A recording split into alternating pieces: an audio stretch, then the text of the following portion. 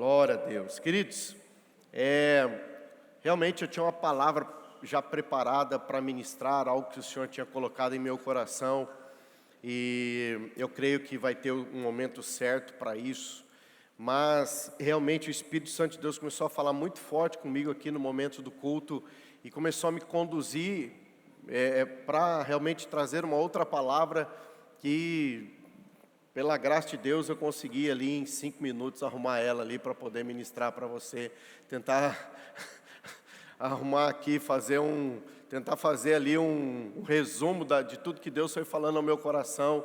Então eu quero realmente mudar, né, e seguir o fluxo do que Deus está a compartilhar. Eu creio que é uma graça de Deus nessa manhã, sobre restauração. Eu creio que é uma graça de Deus nessa manhã, né, sobre realmente nós posicionarmos no Senhor e com ousadia, com coragem, entrar num lugar de força em Deus, uma força que não é do homem, uma capacidade que não vem do homem, mas uma graça que opera em nós, de tal modo que nós ousadamente decidiremos andar acima das circunstâncias, decidiremos andar acima, colocando por debaixo dos nossos pés os contextos e permitindo que o senhorio, o domínio de Cristo nos conduza e Ele possa operar nas nossas vidas em todas as áreas que nós necessitamos. Amém?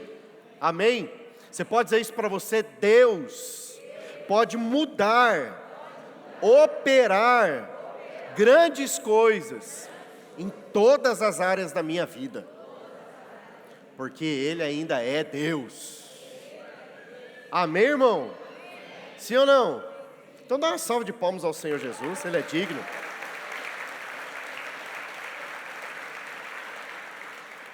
Eu particularmente quero trazer uma palavra para o seu coração, e essa que o Senhor falou comigo. Quero que você abra comigo em 1 Samuel capítulo 22. 1 Samuel capítulo 22. O que eu quero ministrar no seu coração hoje, nós estamos a trabalhar nesse mês um tema sobre decisões. Decisões. Nós estamos a falar e realmente focar, né, trazer aqui uma direção específica a respeito do que Deus tem falado aos nossos corações. E como igreja nós acreditamos que nós fazemos decisões todos os dias das nossas vidas, não é verdade? Desde que nós acordamos, nós fazemos decisões, né? E entendemos também que o que nós estamos a viver no presente é fruto das decisões passadas.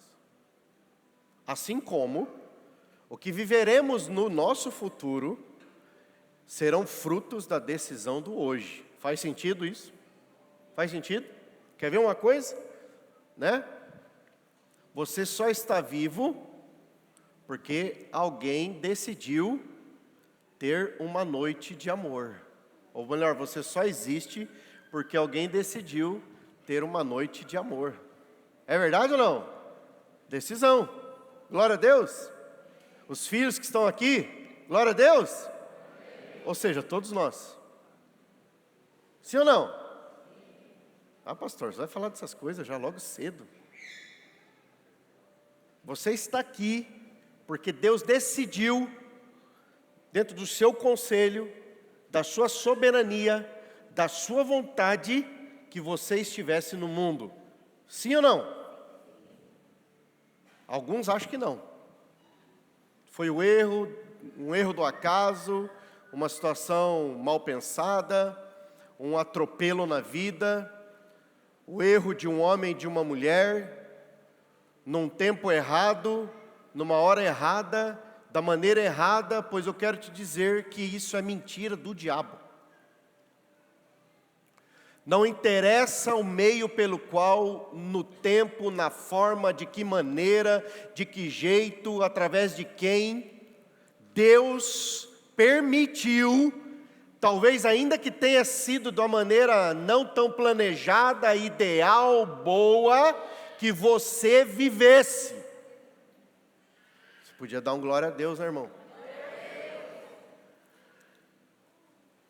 Mesmo que você olhe para a tua vida e ache que a tua vida perdão pela palavra, mas eu vou dizer isso claramente, seja uma desgraça. Mesmo que você olhe para a tua história e vê a tua história como uma desgraça. Que desgraça? Ausência da graça. É uma palavra forte, mas desgraça é ausência de graça. Por quê? Porque a graça de Deus é capacitadora, a graça de Deus é restauradora, a graça de Deus cura, a graça de Deus nos salva, a graça de Deus nos liberta, a graça de Deus nos dá esperança, a graça de Deus é abundante para com a minha e a tua vida, amém? É a graça de Deus, irmão. Meu querido, você só acordou hoje e está a experimentar as mais abundantes e ricas misericórdias do Senhor, porque Ele decidiu renovar a misericórdia nessa manhã. Amém? Você podia dar um sorrisinho, né? Pastor, você não sabe como está meu dia, não dormi bem. Você não sabe como foi minha semana. E daí? Você tem Jesus, você tem tudo, não cantamos isso aqui? Dá uma mexida no irmão do teu lado aí que está com sono. Você tem Jesus, irmão. Cutuca o irmão da frente, de trás, cutuca ele, mesmo que você não conheça ele. Dá uma cutucada nele, mexe com ele. Provoca ele, ela. Ajuda ele. Dá um sorrisinho.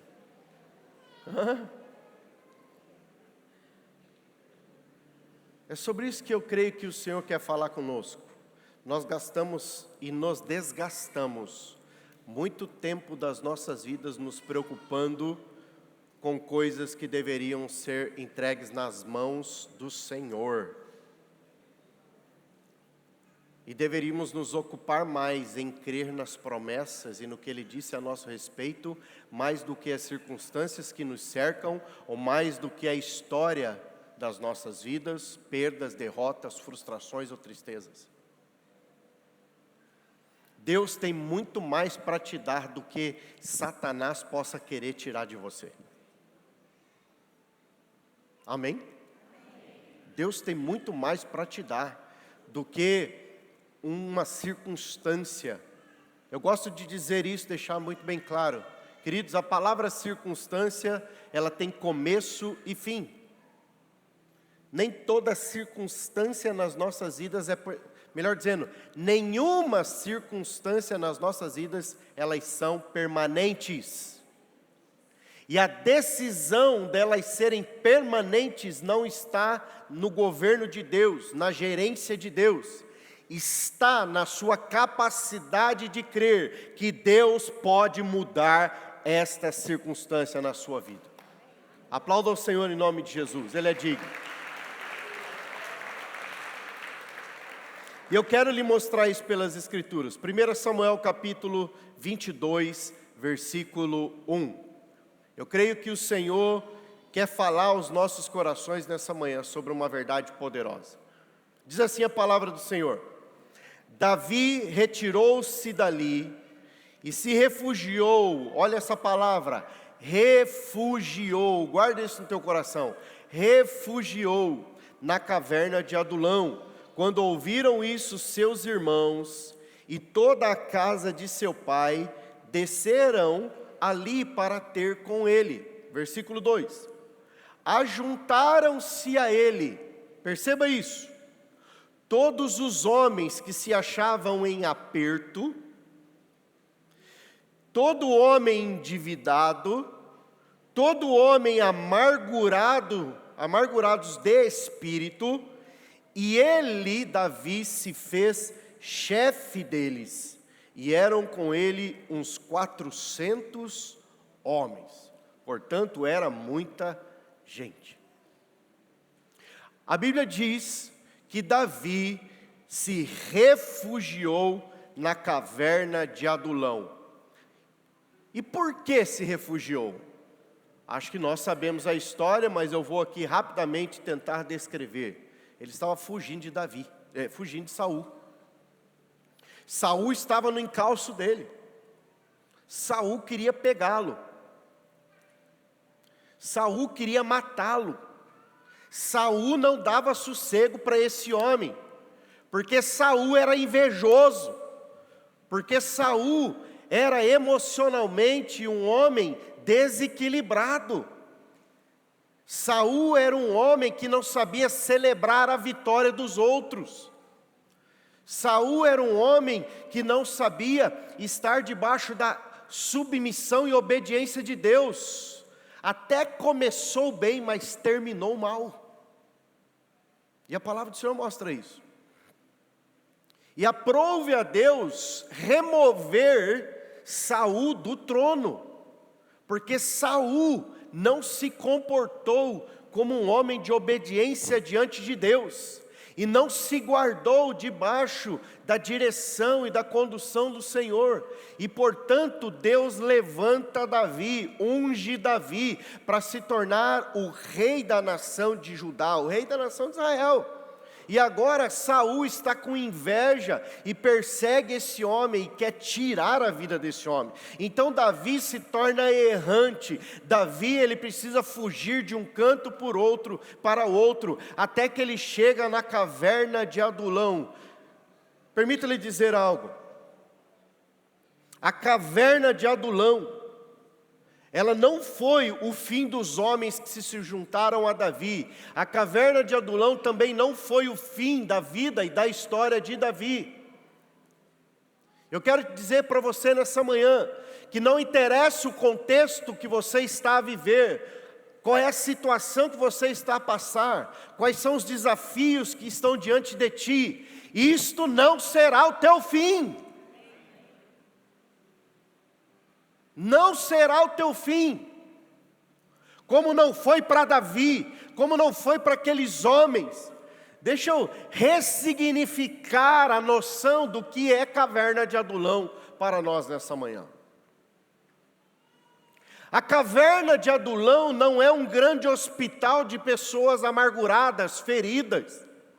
A caverna de Adulão não é um centro de remendos. Entenda o que eu quero dizer, queridos. Até porque a palavra do Senhor vai dizer que não tem como juntar um pano velho com um pano novo, não tem como colocar vinho num odre velho, né? Porque se pegar um vinho novo e fresco e botar num odre velho, vai dar ruim, irmão. Melhor dizendo, num odre novo, vai dar ruim, porque o vinho ele expande, e se aquele odre ele não estiver preparado para receber vinho novo, ele vai estourar. Então, ele vai ser colocado vinho num odre que se permite ter flexibilidade, ou ele já está trabalhado, ele já está tratado, ele já está ali pronto para receber esse novo vinho, porque ali ele vai permanecer, talvez ele vai fermentar um pouco mais, talvez aquele odre vai precisar ter necessidade de expandir, mas o que eu quero dizer aqui para você é que a caverna de Adulão não é um centro de remendos na vida daqueles homens. Sabe, eu creio que particularmente, soberanamente, Deus direcionou Davi para a caverna de Adulão, para sim fazer dele um rei a partir de um lugar que parecia ser o fim, que parecia ser o término de uma história, que parecia ser um lugar de impossibilidade. Eu creio que soberanamente Deus levou Davi àquele lugar, porque Deus tinha lá tantos homens que gostaria de trabalhar na vida deles para levantá-los como valentes.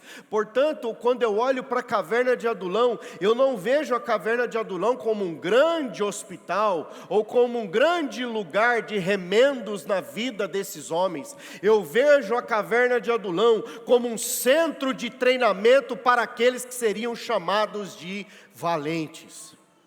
Um centro de treinamento para aqueles que seriam chamados de valentes. E eu quero pegar essa perspectiva desse centro de treinamento, e eu quero trazer para a casa de Deus.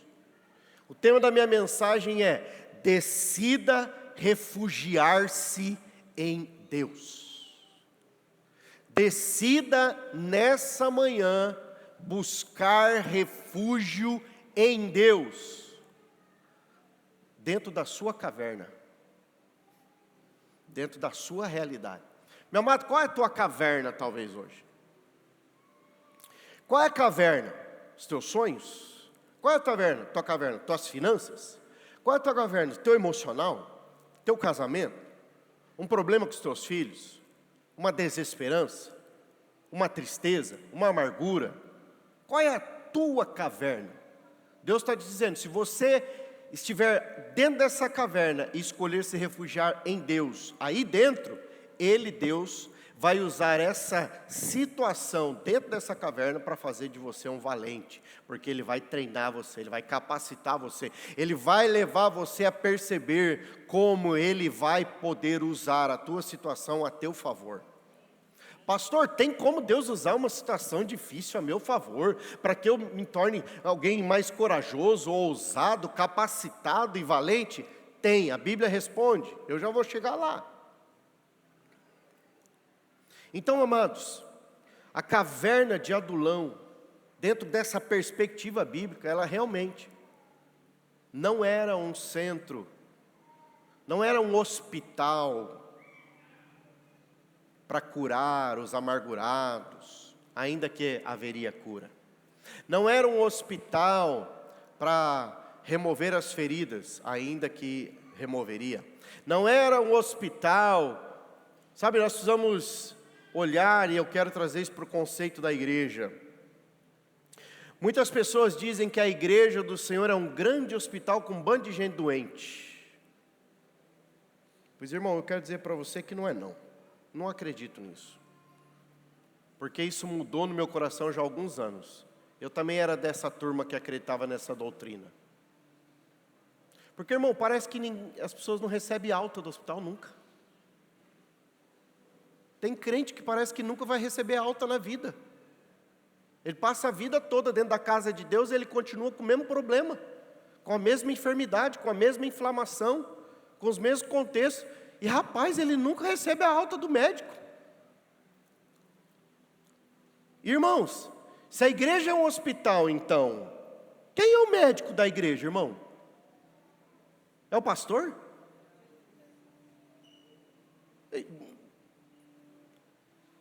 Vamos botar cada um no seu lugar aqui. Pensa comigo. Se a igreja fosse um hospital, quem que é o médico da igreja? O que o pastor é? Enfermeiro, irmão. No máximo. No máximo, irmão. Não é gente? Hã? No máximo.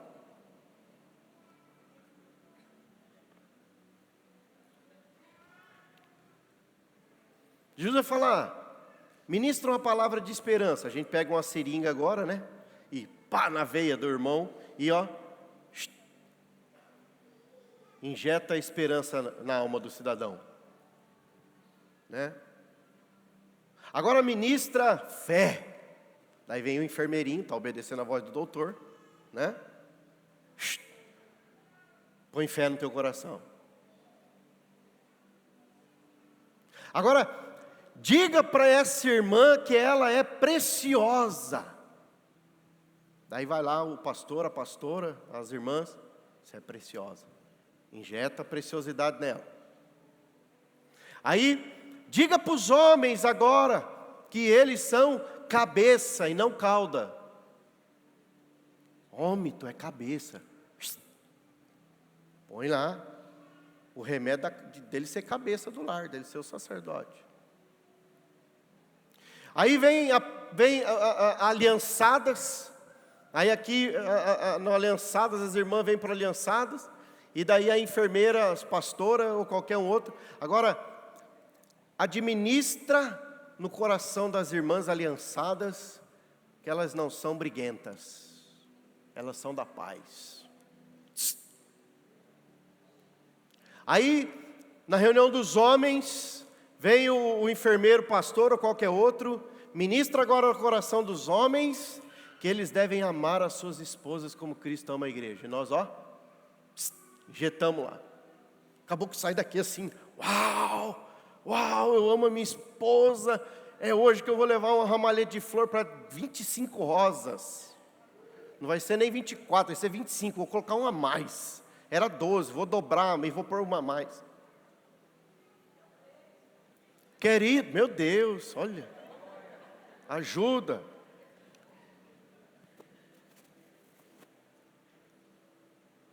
Então, eu quero dizer para você nessa manhã, queridos, que Deus ministrou meu coração, que nós estamos acostumados com uma igreja que fica tratando as nossas feridas e a gente nunca ganha alta. A gente sempre fica no mesmo ciclo de enfermidade, de inflamação, e a igreja parece que tem que ser um grande hospital de um bando de gente doente emocionalmente, né? E nunca ganha alta das suas mazelas. Por quê? Porque não se posiciona, porque não pratica a palavra de Deus, porque não anda segundo aquilo que a palavra de Deus diz. Então é gente que reclama, é gente que critica, é gente que murmura, é gente que fala mal, é gente que não gosta do jeito do louvor, é gente que não gosta do jeito da luz. É um bando de gente doente. E eu quero dizer para você que a caverna de Adulão, ela não é um lugar para os doentes. A caverna de Adulão, na verdade, é um grande centro de treinamento dos valentes. E a casa do Senhor tem que ser um centro de treinamento de homens e mulheres de Deus, que entendem que foram chamados para serem valentes e não doentes, porque em Cristo Jesus nós temos todos os recursos necessários para sermos sarados, curados, restaurados e libertos. Amém? Você pode dar uma glória a Deus? Nós temos isso em Cristo Jesus.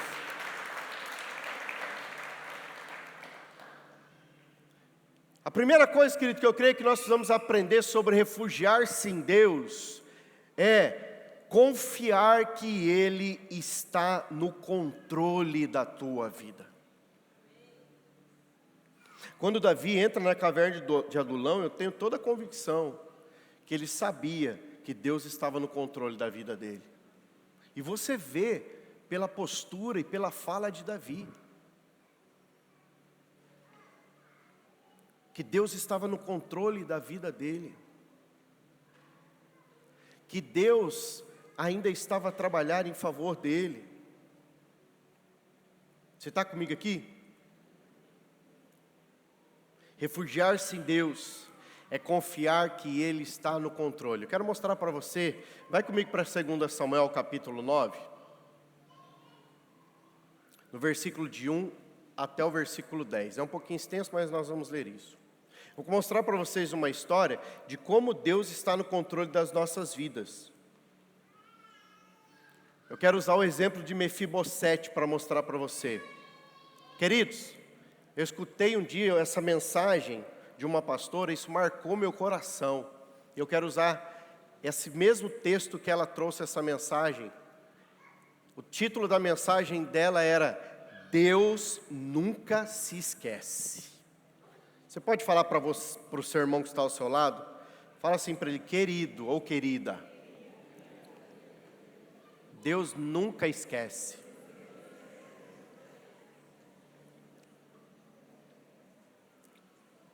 Não é esse o texto que eu vou ler, vou lembrar de um outro texto aqui agora, 2 Samuel 9, de 1 a 10, é o que nós vamos ler. Mas veio à minha memória aqui um outro texto, que diz assim, acaso, uma mãe se esquece do filho que amamenta? Se uma mãe não esquece do filho que amamenta, é porque o bichinho grita, né? As mães que amamentam aqui sabem, né? Ele vai chorar, ele vai gritar. A Bíblia vai dizer que Deus não se esquece de nós. É uma figura de linguagem. Se Deus não esquece, a mãe que amamenta não esquece, Deus não esquece da gente. Deus não esqueceu de você. Deus não te abandonou. Deus não deixou você à tua própria sorte. Ele é soberano e está a conduzir a tua vida, mesmo que você não esteja a ver. Deus está a trabalhar a teu favor. Então vamos lá, 2 Samuel capítulo 9, do versículo 1 ao versículo 10, diz assim: Disse Davi, resta ainda porventura alguém da casa de Saul? Olha, presta atenção nisso, irmãos. Resta ainda alguém da casa de Saul? Lembremos que Saul perseguiu Davi. Diz assim, para que eu use de bondade para com ele, por amor de Jonatas, filho de Saul, amigo de Davi. Havia um servo na casa de Saul, cujo nome era Ziba. Chamaram-no que viesse a Davi, e perguntou-lhe o rei: És tu Ziba? Respondeu: Eu mesmo, teu servo. Disse-lhe o rei: Não há ainda alguém da casa de Saul para que use eu da bondade de Deus para com ele? Então Ziba respondeu ao rei: Ainda há um filho de Jonatas, aleijado de ambos os pés. E onde está? Perguntou-lhe o rei. Ziba lhe respondeu: Está na casa de Maquir, filho de Amiel, e em Lodebar. Então mandou o rei Davi trazê-la de Lodebar da casa de Maquir, filho de Amiel. Vindo Mefibosete, filho de Jonatas, filho de Saul, a Davi, inclinou-se, prostrando-se com o rosto em terra. Presta atenção, queridos, nesse contexto. Disse-lhe Davi: Mefibosete? Ele diz: eis aqui teu servo. Então lhe disse Davi: Não temas, porque usarei de bondade para contigo, por amor de Jonatas teu pai, e te restituirei todas as terras de Saul teu pai, e tu comerás pão sempre à minha mesa. Então se inclinou e disse: Quem é teu servo para teres olhado para um cão morto como eu? Chamou Davi a Ziba, servo de Saul, e lhe disse: Tudo que pertence a Saul e toda a casa dei ao filho do teu senhor. Trabalhar-se-á, pois, a terra, tu e teus filhos e teus servos, e recolherás os frutos para que a casa do teu senhor tenha pão que coma. Quem era o senhor? Mefibosete. Mas ele diz assim: Mefibosete é o teu senhor agora, Ziba. Você vai trabalhar em favor do teu senhor, na casa do teu senhor. Porém, Davi diz assim: Mefibosete, filho de teu senhor, comerás pão sempre na minha mesa. Tinha Ziba 15 filhos e 20 servos. Até aqui. Presta atenção nesse contexto. Talvez você já passou por aqui. Talvez até você leu esse texto.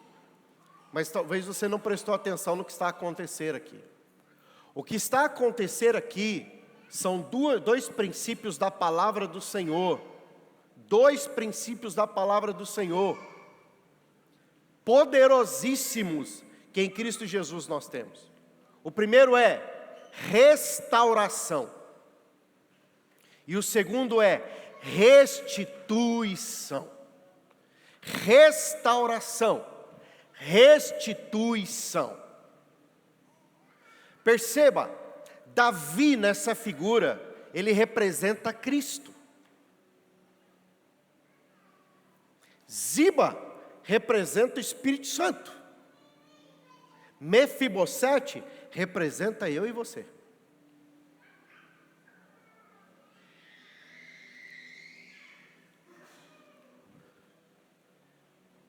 Se Davi representa Jesus, Davi está nos ensinar dentro dessa figura de representação de Cristo, que ele manifesta a sua bondade. E a sua bondade se revela por meio de restauração e restituição. Deixa eu lhe perguntar, quando Jesus alcançou a tua vida, o que ele fez com você? Não foi lhe restaurar? Não foi lhe restaurar? Quantos poderiam dizer aqui que você tinha depressão, que você estava enfermo, que você estava amargurado, endividado, entristecido? Qual era o teu problema quando Jesus entrou na tua vida? O que ele fez? Não foi te restaurar? Mas ele parou por aí, irmão? Pela restauração dele, ele também não começou a restituir algumas coisas que você achou que nunca mais ia ter na tua vida, como por exemplo, alegria, esperança, possibilidades, fé? Sim ou não? Fala para mim, sim ou não? Porque o nosso Deus, Ele não se esquece de nós. E eu estou aqui para te dizer que Deus não encerrou a vida de Davi naquela caverna de Adulão. Ele não encerrou a vida daqueles 400 homens naquela caverna de Adulão, mas ele fez uso daquela caverna, como ele faz uso da igreja dele nesses dias, para continuar a nos restaurar se necessário for, mas também para restituir aquilo que nós achávamos que não seria mais possível.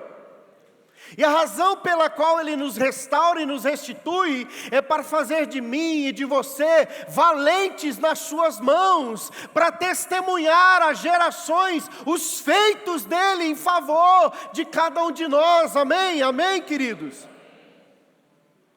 Por isso que julguei ser importante ontem convidar o Marcos a testemunhar aqui.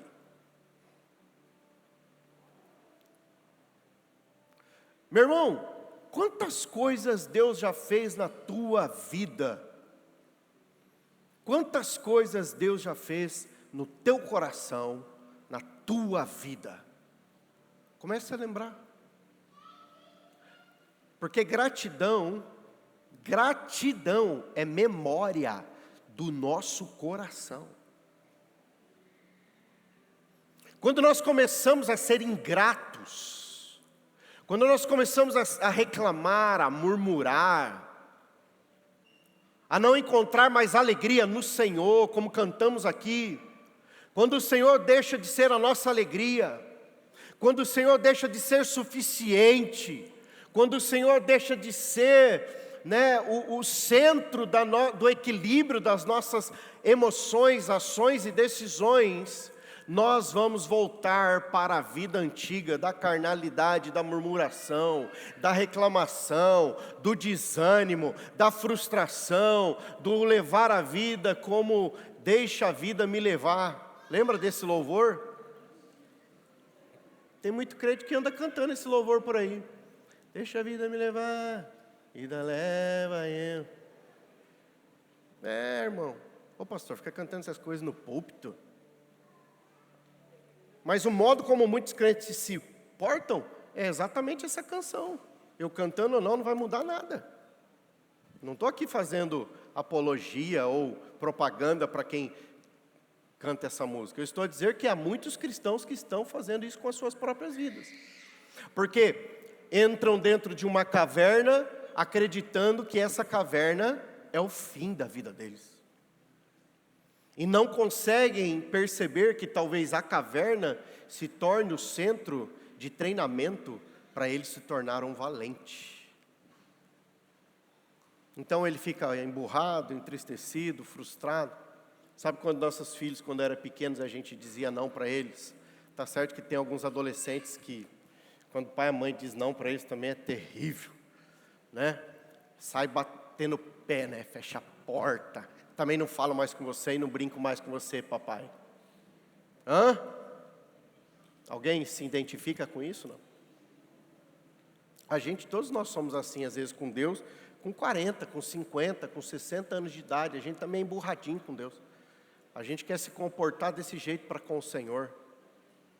Mas o que eu quero trazer para o seu coração, queridos, é que quando eu olho para essa história, Deus nunca esquece.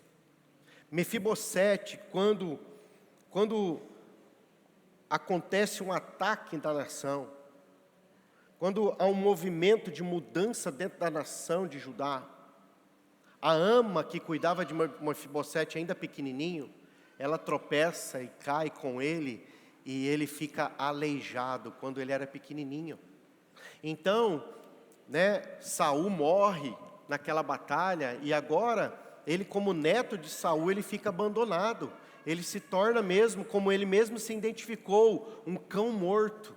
Ele olhava para a vida dele e ele se via como ninguém. Pare para pensar comigo, queridos. Alguém que era alguém que era neto de um rei, que tinha acesso, que tinha posses, que tinha tudo, e de repente, de uma hora para outra, se torna um cão morto, segundo a sua própria visão, ou seja, alguém insignificante, alguém sem valor, alguém que estava ali para comer das migalhas ou do lixo que o mundo lhe oferecia, era alguém que se sentia como um nada. Mas Deus levanta Davi como um remidor, um restaurador, né? Um restituidor. Deus levanta Davi, e com esse coração tão tremendo de Davi, por isso que Deus fala que Davi era segundo o coração dele. Então Davi, ele fala: há alguém na casa de Saul que eu possa manifestar a minha bondade? O Senhor está a perguntar nessa manhã para você: há alguém nesse lugar que quer experimentar a bondade de Deus na sua vida e receber restauração e restituição no teu coração e na tua história? É isso que o Senhor está a perguntar para você. E a decisão de receber isto é tua, não é de Deus, porque a tua resposta fará com que Deus opere dessa forma no teu coração. Decidir se refugiar em Deus nos dias de caverna na tua vida é a melhor decisão que você possa fazer. Você está comigo aqui? Mas não para por aí. Então Davi nessa figura chama ele. Imagina, queridos, qual era a memória de Mefibosete? Meu avô perseguiu esse homem, e agora ele resolveu prestar conta com a geração do meu avô. Ele está me chamando lá porque ele vai, passar todo mundo na espada. Porque esse homem deve carregar rancor, esse homem deve carregar raiva, deve carregar frustração, deve carregar ódio e vingança, e agora ele vai acabar com toda a descendência de Saul. Mas não. Sabe por que não? Porque Davi se refugiou no Senhor, e o Senhor fez o coração de Davi ser diferente, transformou o coração de Davi, fez dele um homem em meio à perseguição, dores e tristezas, um homem de coração sábio, um homem de coração quebrantado, que conheceu também a misericórdia e o favor de Deus em muitos momentos da vida dele, e que portanto, ele, por conhecer esse Deus de graça, misericórdia e amor, ele não se comportaria como um nécio, um iníquo, um vingador. Ele decidiu ser bondoso, tal qual Deus era bom para com ele. Então ele chama Mefibosete, que chega diante dele. Presta atenção, querido. Talvez nessa manhã você está aqui com seus problemas, e você está a olhar para Deus como se Ele te isolasse num canto com o intuito de te envergonhar, te massacrar, te espizinhar. Deus não é assim. O homem é assim, mas Deus não é assim. Mas pastor, há momentos na minha vida de dificuldade, eu vejo que algumas coisas acontecem comigo, e Deus não faz nada. Talvez você parou para pensar que se nós estamos a falar aqui sobre decisões, existem circunstâncias e até consequências na sua vida, que é fruto das sementes que você plantou? E o que você está a colher é porque você plantou sementes que não deveriam ter sido plantadas? E agora a consequência está a vir sobre a tua casa, não é porque Deus não está a fazer nada, é porque Deus vai permitir, pedagogicamente, que as consequências te ensinem a aprender a fazer novas semeaduras. Lembremos do que o profeta disse para Saul: é melhor obedecer do que sacrificar. Lembra? Deus fala para Saul: extermina tudo, os animais, não traga nada, extermina. Aí ele vem com a conversinha fiada que separou a melhor parte do gado para oferecer sacrifício a Deus. Mentira. Ele era desobediente. Então o profeta o repreende e diz assim: é melhor obedecer do que sacrificar. Lembremos disso, queridos.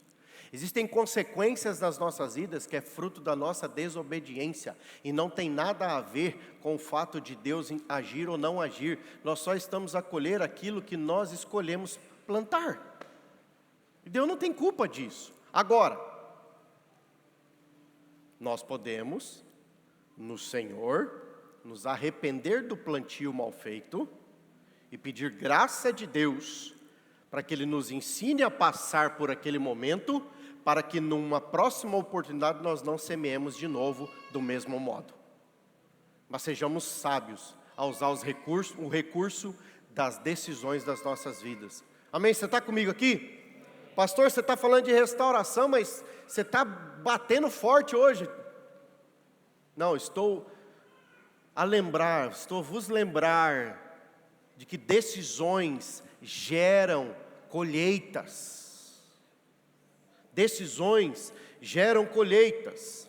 E nessa manhã eu quero dizer para você, para que você não falhe, quando você for fazer decisões, refugie-se no Senhor, ou seja, busque o Senhor, clame ao Senhor, ouça o Senhor, seja dirigido pelo Senhor, não decida segundo as suas próprias perspectivas, não faça decisões segundo as suas próprias perspectivas, mas espere no Senhor, refugie-se no Senhor, e Ele vai conduzir você, e tudo que você fizer vai ser uma bênção. Amém?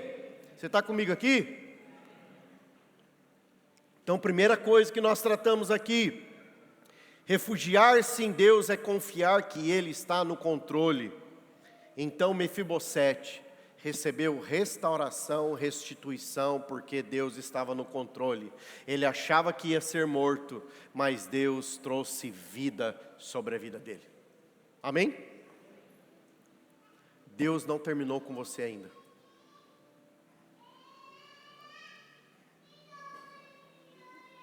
Doi.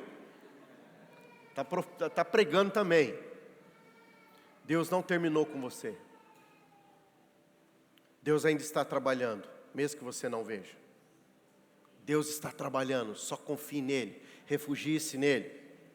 2, refugiar-se em Deus é confiar que Ele está operando e trabalhando a teu favor. Está operando e trabalhando a teu favor. Ele está no controle, mas Ele também está a trabalhar. Olha o que o Evangelho de João, capítulo 5, versículo 17, nos ensina na fala de Cristo Jesus. Mas Ele lhes disse: meu Pai trabalha até agora, e eu trabalho também. Meu Pai trabalha até agora, e eu trabalho também. Se você quiser abrir comigo Isaías capítulo 40, no versículo de número 29 até o 31, olha o que a palavra do Senhor diz. Faz forte ao cansado, multiplica as forças ao que não tem nenhum vigor. Os jovens se cansam e se fadigam, e os moços de exaustos caem. Mas os que esperam no Senhor renovam as suas forças, sobem com asas como águias, correm, não se cansam, caminham e não se fatigam. Se você se refugiar no Senhor, se você confiar no Senhor, você será renovado nas suas forças e na sua capacidade de continuar, a sua capacidade de avançar. Ele vai renovar você, Ele vai fortalecer você, Ele vai te levantar, Ele vai te conduzir, porque você está a se refugiar nele e confia que Ele vai agir a teu favor, porque Ele não parou de trabalhar. Você consegue fazer essa declaração nessa manhã? Diga assim comigo: Senhor, eu creio que o Senhor não parou de trabalhar a meu favor. Eu declaro isso, em nome de Jesus. O Senhor está trabalhando, querido. Ele está trabalhando. Certa vez eu escutei uma mensagem de um pastor muito amado do meu coração. Por que já são meio-dia? O que aconteceu com o horário, gente? O louvor roubou meu tempo da palavra. Brincadeira. Quem me dá 5 minutos? 5, 10, 15, 20, 25. Brincadeira. Vamos lá. Um dia um pastor muito querido trouxe uma palavra na igreja que ele abençoou tanto o meu coração. Ele tinha uns temas meio diferentes. E não seria diferente o tema que ele ia propor. E o tema da mensagem era assim: os escuros de Deus. Eu falei, rapaz, aí vem coisa profunda. Os escuros de Deus. Resumindo a mensagem, ele diz assim: mesmo que pareça estar escuro para você, ou mesmo que você não enxergue, Deus está a trabalhar no teu escuro. Deus está a trabalhar por detrás daquilo que você não enxerga. Porque às vezes nas nossas vidas, queridos, parece que está uma escuridão diante da gente. Só a treva. Parece que não tem luz nenhuma, possibilidade nenhuma. Parece que nada novo vai aparecer. E nós estamos ali envolvidos por densas trevas de preocupações, ansiedades. E no nome que você queira dar, deixa eu lhe dizer, Deus está a trabalhar nisto. Mesmo que você não veja, confie. 3. Refugiar-se em Deus é confiar que Ele está a te preparar. Refugiar-se em Deus é confiar que Ele está a te preparar. Eles estavam na caverna. E ali, como eu disse aqui, no início da mensagem, é um centro de treinamento de valentes. Deus está trabalhando naquele ambiente, naqueles homens. Deus está a preparar aqueles homens. Deus está a construir uma força interior naqueles homens. Deus levantou um homem corajoso e valente para conduzi-los. Deus levantou um homem para revelar o coração de Deus para eles. Deus levantou um homem para revelar a confiança dele no Senhor, para que aqueles homens também, como Davi, pudesse pôr a confiança deles no Senhor.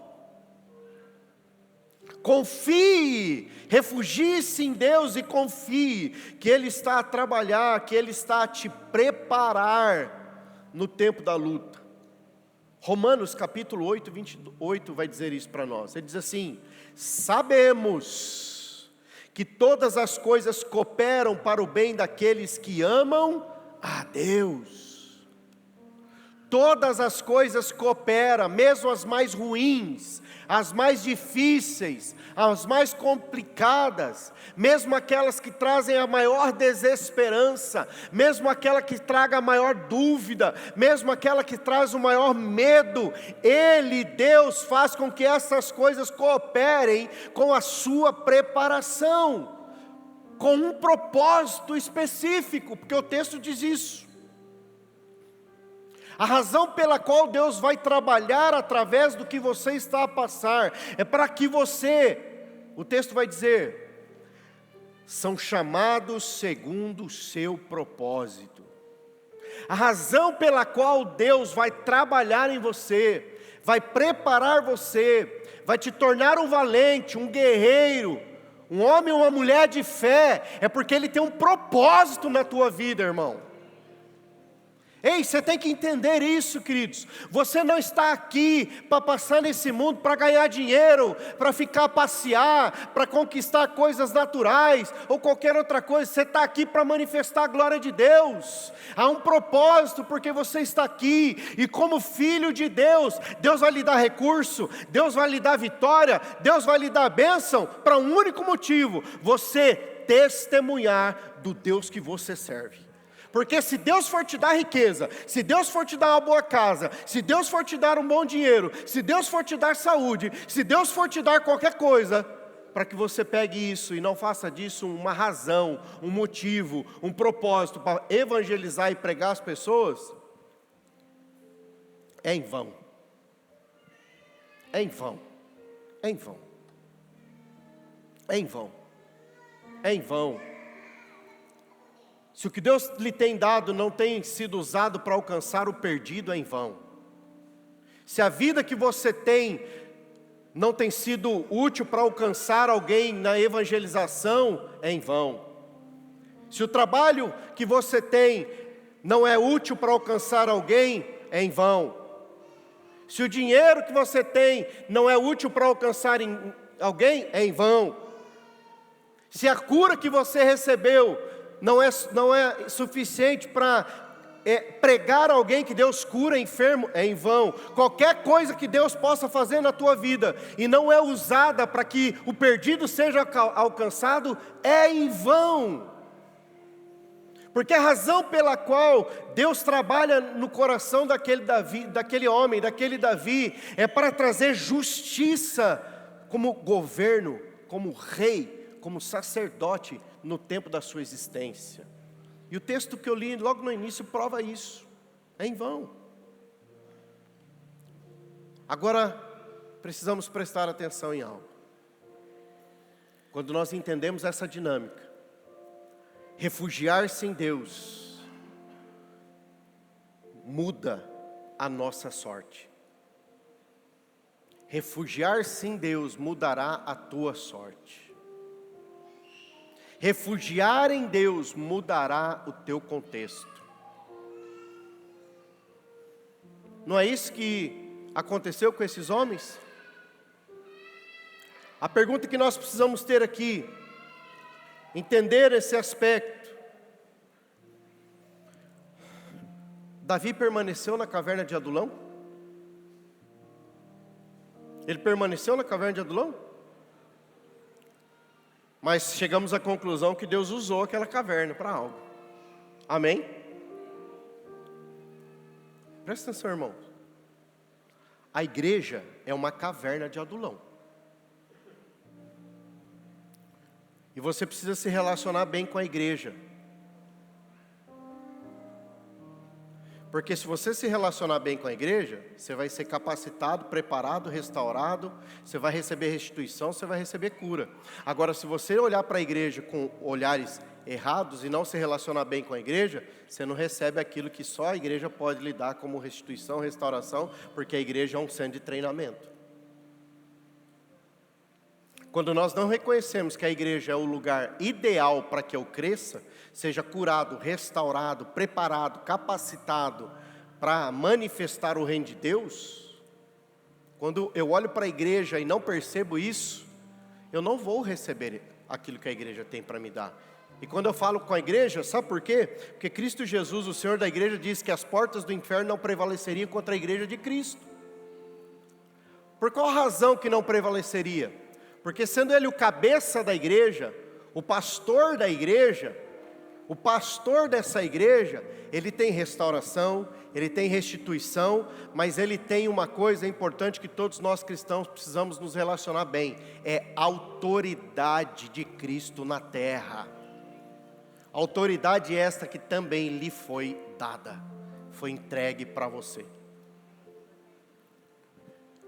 Davi sai daquela caverna, assume o trono, está autorizado a funcionar como rei, como também sacerdote, e traz justiça e equidade na terra.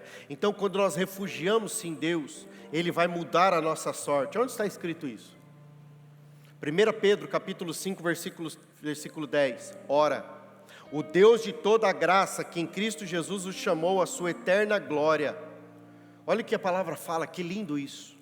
Depois de terdes sofridos por um pouco, Ele mesmo vos há de aperfeiçoar, firmar, fortificar e fundamentar.